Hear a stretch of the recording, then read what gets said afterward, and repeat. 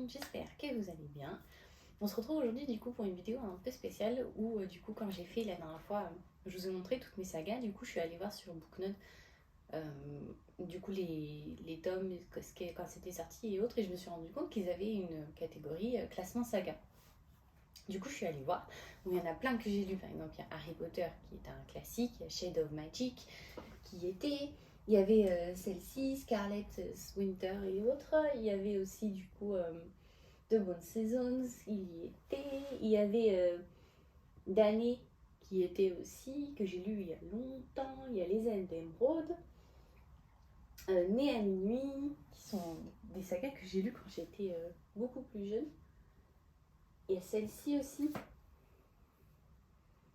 la série The Element. Enfin, il y en avait plein. Et c'est là en fait que je me suis rendu compte qu'il y en avait aussi qui étaient hyper bien classés, que je n'avais jamais lu. Donc il y en a qui me plaisent, donc je vous les ai mis. Il y en a même où j'étais étonnée de voir qu'il y avait des bouquins pour en fait cette saga-là. Je vous le dirai quand je vous la montrerai. Il y en a plusieurs que je ne m'attendais pas à voir. Et il y en a même que j'avais commencé quand j'étais plus jeune, que je n'ai jamais fini. Il y a Eleana, si je me souviens bien. Il y a les Chevaliers d'Émeraude aussi que j'ai arrêté en route. Enfin, il y en a énormément. Donc je vais vous montrer tout ça et je vais surtout vous montrer celles que je pense que je vais lire, mais je suis un peu... Faut que je vois, parce qu'il y en a qui sont énormes, il y en a c'est des très très gros bouquins et on en a tellement vu. Je vous montre aussi celles qui sont le plus passées sur Instagram, sur TikTok ou autre. Elles sont tellement passées que des fois j'ai aussi peur, vu tout ce qui est dit, que d'être déçue en fait et de ne pas l'apprécier en fait à sa juste valeur. Donc je vais vous montrer tout ça, c'est parti. Alors du coup on commence avec la série Passe Miroir qui est notée du coup 5e sur Booknode. Il y a 4 tomes. En fait elle me fait surtout envie avec l'Instagrammeuse de Souffle des mots qui est franchement une des toutes premières que j'ai suivies avec Pikitty. Et elle en a parlé la dernière fois et franchement ça donnait super envie, mais les bouquins sont assez gros si je me souviens bien. Et le résumé en fait, même si elle en parlait super bien, le résumé du coup en fait est un peu bizarre, je sais absolument pas quoi en penser. Je vous lis du tome 1 parce qu'il y en a 4, je vais pas lire tous les résumés sinon il y aurait plus de suspense. Je vous lis le tome 1 du coup. Sous son écharpe éliminée et ses lunettes de myope, Ophélie cache des dons singuliers. Elle peut lire le passé des objets et traverse les miroirs. Elle vit paisiblement sur l'arche d'Amina quand on la fiance à la Torne, du puissant clan des dragons. La jeune fille doit quitter sa famille et le suivre à la citadelle, capitale flottante du pôle. À quelle fin a-t-elle été choisie? Pourquoi doit-elle dissimuler sa véritable identité? Sans le savoir, Ophélie devient le jouet d'un complot mortel. Pourtant, tout y est. Il y a du complot, il y a de la fantaisie, tout devrait y être, mais déjà la couverture m'a jamais... j'ai toujours trouvé, je sais pas, il y a quelque chose qui n'est jamais passé avec moi. Donc si je dois les commencer, je pense que je les prendrai d'abord en e-book, pour être sûre. Et si j'aime vraiment beaucoup, je prendrai du coup la saga, les 4 en version papier. Mais pour le moment, je ne sais absolument pas du tout quoi en penser. Après, il y a Luxe, qui est noté du coup 8e. Donc là, en fait, c'est purement et simplement une découverte. Je la connaissais absolument pas, cette saga-là. Et par contre, quand j'ai lu les résumés, elle me donne vachement envie. Elle, je la prendrai en e-book par contre. Il y a 5 tomes aussi. C'est de la romance fantastique. Il y a de la romance young adulte, science-fiction. Donc je vous lis le tome 1. Quand Cathy déménage dans un coin paumé de Virginie occidentale, elle s'attendait à tout sauf à rencontrer des voisins de son âge. Déception, Damon Black a beau être canon et avoir une sœur jumelle adorable, il n'en est pas moins insupportable et arrogant. Lorsque Kat se rend compte que tout le monde semble fuir la famille Black, elle voit d'un autre œil la froide suffisance de Damon. Pourra-t-elle encore l'éviter quand tout lui crie de s'en approcher? Donc ça a l'air intéressant. Franchement, ça a l'air pas mal. Je pense que je le prendrai en e-book d'abord, parce que ça a l'air d'être une vieille série, ou alors pas très... attendez, c'est simple, il suffit juste que je clique dessus. Je sais pas pourquoi je vous dis ça a l'air. Ah non, ils ne mettent pas la date. Ah si, le premier extrait est ajouté il y a 10 ans. Oh, c'est une vieille série du coup, ça doit être une des toutes premières qui est sortie. Je suis désolée, il faut qu'ils y aillent les uns après les autres et il y en a une qui vient d'y aller. On va attendre qu'elle ait fini. Je crois que c'est bon. Ça a l'air d'être une vieille saga par contre. Je suis impressionnée, faut que je vois. elle a quasiment 5000 lecteurs. Donc il y en a 12 000 environ. Il y en a 5000 qui l'ont mis en classement diamant, qui est le plus haut. Et après, il y en a 4000 qui l'ont mis en or. Donc elle a l'air plutôt pas mal. Donc faut que je vois. Après, il y a une saga que je ne savais absolument pas qu'il y avait des bouquins. C'est Percy Jackson. Moi, je connaissais que les films. Il y en a eu 2 que j'ai adoré, que j'ai beaucoup aimé. Elle est classée 15e sur Booknode. Je ne savais pas qu'il y avait une saga de livres. Et je suis impressionnée. Je suis impressionnée d'être passée à côté, on va dire, parce que je ne savais pas. Ça a l'air, c'est Albin Michel qui a l'air de qui les fait, qui les sort.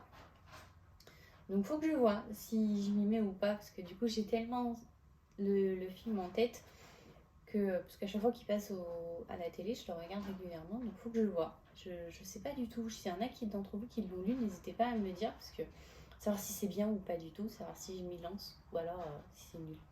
Après, là, il y en a, c'est une série, je pense qu'il y en a plus d'un qui risque de pas être très content. Le fait que je les ai jamais lus. Elle est classée 21e sur Booknode. C'est La Cité des Ténèbres de Mortal Instruments. Il y en a pour le moment 6. C'est énorme. C'est impressionnant. Et je crois que en plus, je les ai vus la dernière fois chez ma petite sœur. Je crois même qu'elle en a un ou deux. Elle les a lus. Moi, je me souviens du film. J'ai appris il n'y a pas longtemps qu'il y avait une série. J'étais même étonnée. Donc du coup, ça ne m'étonne pas parce qu'à mon avis, ils doivent prendre la série doit sortir des bouquins. Donc, je sais pas. Et j'ai beaucoup aimé le film. Il était plutôt pas mal. Mais c'était assez abstrait quand même. Enfin, c'était pas très très clair. Excusez-moi.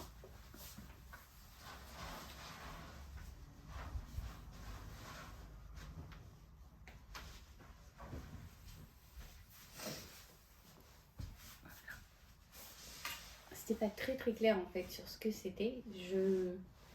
En fait, déjà, je suis étonnée qu'il y ait une série, même si je l'ai déjà vue passer deux, trois fois, mais en fait, j'ai vraiment peur qu'elle soit, on va dire, pas aussi bien. Je risque de me faire frapper pour ça. Que la hype que je peux voir sur. Parce que je l'ai pas mal vu sur TikTok en fait, passer, donc faut que je vois. Il faut que je vois ce que ça donne, mais je sais pas du tout. Ensuite, il y a la série Red Queen. Donc là, il y a 7 tomes. Elle est notée 24e. Et celle-ci, en fait, je l'ai vue la dernière fois. Je suis allée à la librairie avec ma petite sœur et elle en a parlé. Je crois pas que. Je sais plus ce qu'elle m'a dit. Je crois qu'elle l'avait pas encore lu. Mais du coup, en fait, elle me disait comme quoi le dernier tome était vraiment extrêmement attendu, qu'il avait fallu longtemps qu'il sorte, qu'il venait juste de sortir, si je me souviens bien, quand elle m'en a parlé. Donc du coup, voilà. Par contre, le résumé a l'air hyper intéressant. Franchement, j'ai lu le résumé, je vous le lis. Dans le royaume de Norta, la couleur de votre sang décide du cours de votre existence. Sous l'égide de la famille royale, les argents, doués de pouvoirs hors du commun, règnent sur les rouges, simples mortels qui servent d'esclaves ou de chair à canon. Mère Barrow, une rouge de 17 ans, tente de survivre dans une société qui la traite comme une moins que rien. Quand elle révèle sans le vouloir des pouvoirs extraordinaires et insoupçonnés, sa vie change du tout au tout. Enfermée dans le palais royal d'Archéon et promise à un prince argent, elle va devoir apprendre à déjouer les intrigues de la cour, maîtriser un don qui la dépasse et reconnaître ses ennemis pour faire valoir l'indépendance de son peuple. Ça a l'air hyper intéressant. Puis alors franchement, les couvertures sont plutôt pas mal, elles donnent vachement envie. Donc je pense que je vais commencer à la lire sur ma Kindle et je pense que je vais même en télécharger un, voire deux, parce que je ne sais pas la grosseur du tome, avant d'aller en Irlande. Parce que du coup, comme ça me permettra de les lire. Parce que du coup, je pars bientôt, mais je veux pas emmener. J'emmène un livre par pied, parce qu'il sort le jour où je pars. J'en amènerai que juste un. Et celui-ci, je pense que je le prendrai sur ma Kindle, parce qu'il a l'air plutôt pas mal. Je l'apprécie plutôt bien. Donc on va voir ce que ça donne. Après, il y a The Book of Ivy. Celui-ci, je crois que c'est ma petite sœur à un moment donné qui m'en a parlé. Et je ne l'ai jamais vu.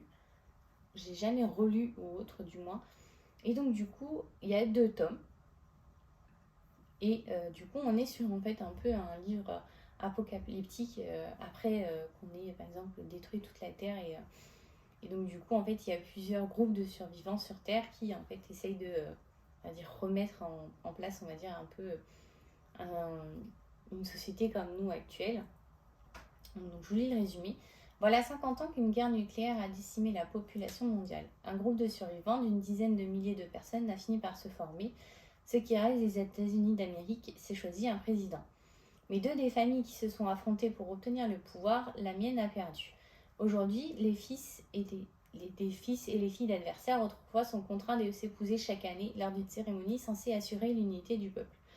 J'ai 16 ans cette année et mon tour est venu. Je m'appelle Ivy Westphal, je n'ai qu'une seule et unique mission dans la vie, tuer le garçon qu'on me destine. Bishop, le fils du président. Depuis ma plus tendre enfance, je me prépare pour ce moment. Peu importe mes sentiments, mes désirs et mes doutes, les espoirs de toute une communauté reposent sur moi. Le temps de la rébellion approche. Bishop doit mourir et je serai celle qui le tuera. Née pour trahir et pour faire tuer, sera-t-elle à la hauteur, à la fois une histoire d'amour torturé, thriller psychologique et dystopie cruelle de Book of Ivy vous entraîne dans un compte à rebours haletant dont vous ne sortirez pas indemne. Ça a l'air plutôt pas mal et je vois qu'il y en a qui sont en train de le lire du coup parce qu'il y a sur le côté ils mettent comme quoi il y en a qui l'ont rajouté et qui l'ont noté il y a 1 ou 2 jours.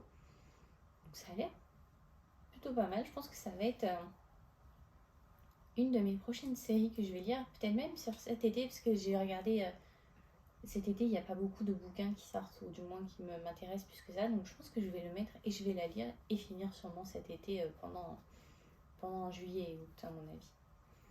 Après, il y en a une, alors on ne me jette pas la pierre, je suis absolument pas du tout fan de ce genre d'univers. Il s'agit de Phobos.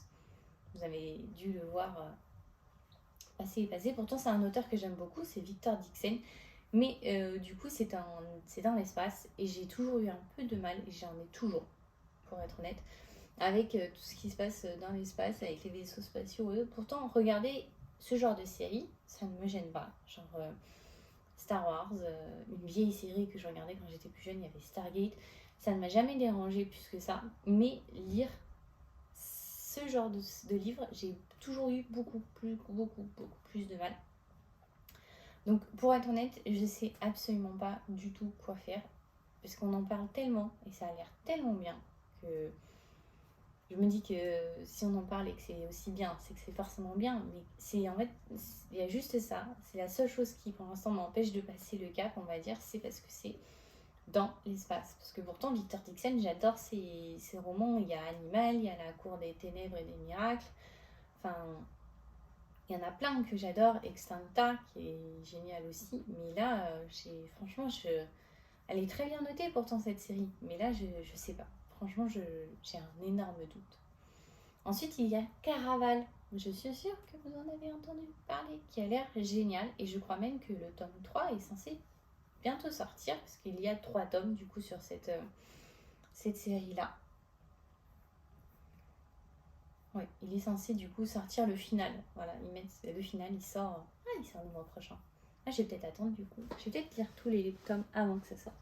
Donc je lis le tome 1. Les couvertures sont juste très belles, par contre, elles sont vraiment magnifiques. Depuis qu'elle a 10 ans, Scarlett envoie des lettres au maître de Caraval, légende, pour qu'il vienne son extraordinaire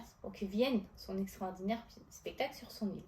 Alors qu'elle a 17 ans et qu'elle est sur le point de se marier à un inconnu, le maître Caraval lui répond enfin. Il l'invite, elle et sa sœur Donatella, à venir sur l'île des Songes pour voir le spectacle. Mais leur père, un homme tyrannique, refuse qu'elle s'y rende. Aidée par Julian, un marin, les deux sœurs s'échappent.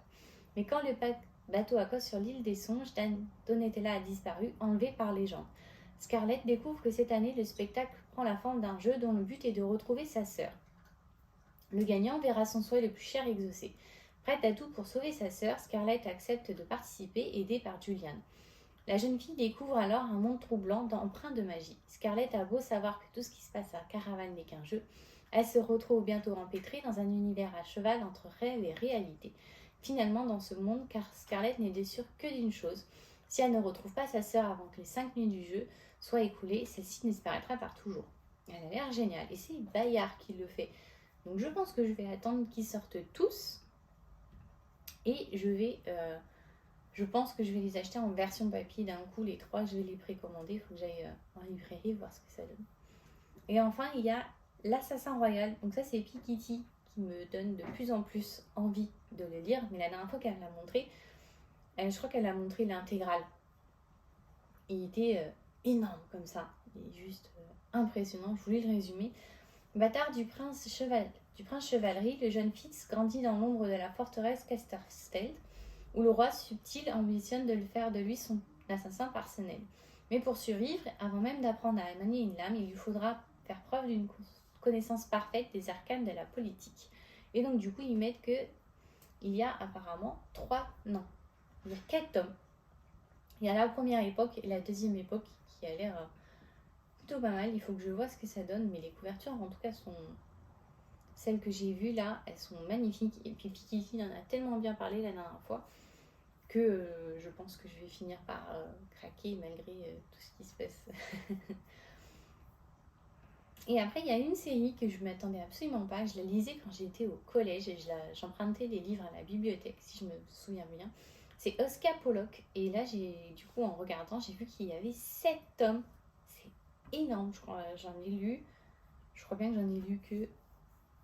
J'en ai lu les 4, j'ai dû lire les 4 premiers quand même, parce que je regarde les couvertures, même si elles ont dû changer entre temps. Et donc, du coup, il m'en reste 3. Donc, il faut que je vois. Je pense que je vais me replonger dedans, mais je pense que je vais aller à la bibliothèque, surtout pour les lire. Je vous montrerai tout ça, mais franchement, je m'attendais absolument pas à ce qu'il y en ait dedans et qu'elle soit quand même assez bien classée. Elle fait partie du haut classement, donc je suis impressionnée. Et voilà, je vous ai montré. N'hésitez pas à me dire en commentaire si vous, parmi celles que je vous ai montrées, vous les avez lues, si elles sont juste géniales et si elles vaut absolument tout ce qu'on peut dire de bien sur elles ou pas du tout. Comme ça, je saurai si je me lance ou pas. Mais je pense que je vais commencer déjà par Red Queen. L'Assassin Royal, je vais attendre, je pense que ça fera partie de mes lectures de l'été. Ou peut-être à la limite, si Pikiti refait son mois de la fantasy, je le mettrai peut-être dedans. Ça devrait pouvoir rentrer. Donc il faut que je vois. Mais je pense que je vais en garder plusieurs pour certains quand même challenge. Parce que sinon après j'aurais plus rien à lire. Mais du coup voilà. Mais celui qui me tente le plus et que je vais sûrement avoir du mal à attendre à mon avis, c'est Red Queen qui est quand même assez impressionnant. Mais voilà. N'hésitez pas à me dire si vous les avez lus ou pas du tout. Et du coup on se retrouve du coup lundi prochain pour une prochaine vidéo. Et comme on sera en fin de mois, du coup, ce sera la vidéo sortie l'ivresse. Voilà. Du coup, on se dit à lundi prochain. Bye bye!